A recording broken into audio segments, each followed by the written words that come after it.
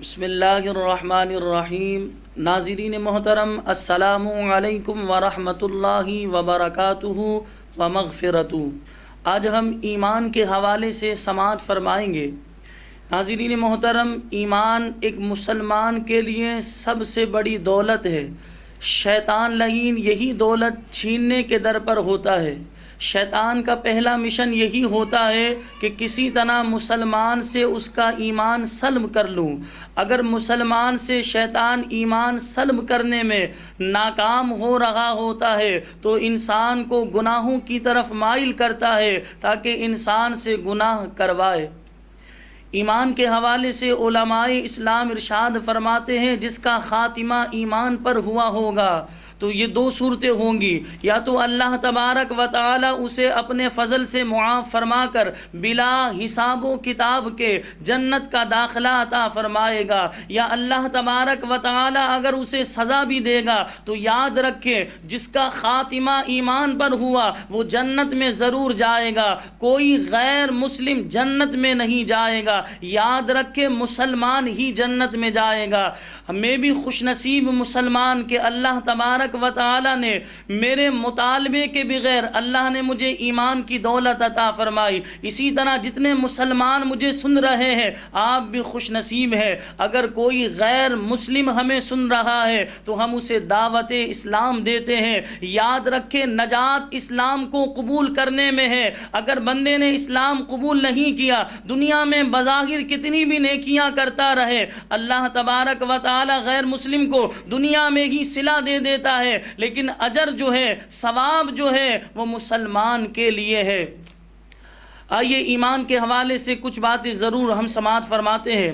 ایمان، علماء اسلام ارشاد فرماتے ہیں، ایمان اس چیز کا نام ہے کہ انسان سچے دل سے ان تمام باتوں کی تصدیق کرے جو ضروریات دین سے ہے۔ کسی بھی ضروریات دین میں سے کسی بھی ضرورت دینی کا بندہ انکار کرے گا دائرہ اسلام سے خارج ہو جائے گا۔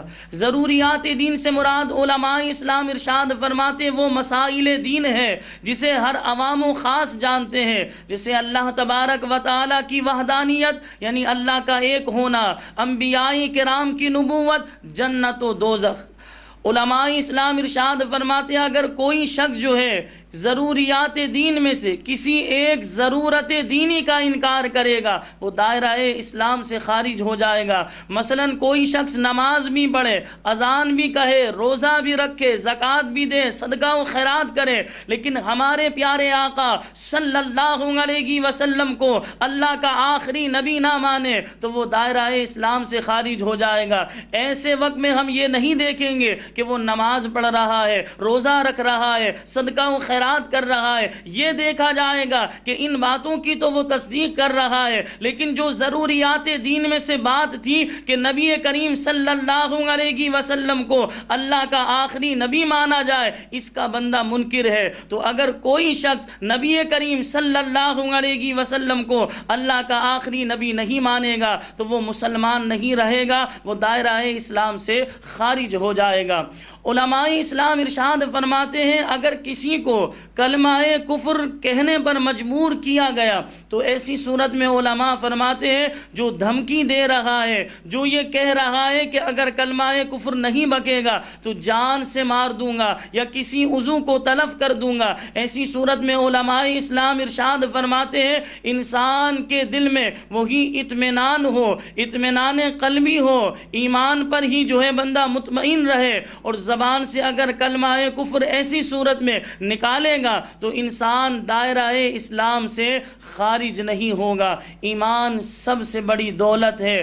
اللہ تبارک و تعالی کی پاک بارگاہ میں دعا گو ہوں کہ اللہ رب العالمین ہم سب کو ایمان پر موت نصیب فرمائے، مرتے وقت ہماری زبان پر کلمہ طیبہ جاری فرمائے۔ وآخر دعوانا ان الحمد للہ رب العالمین۔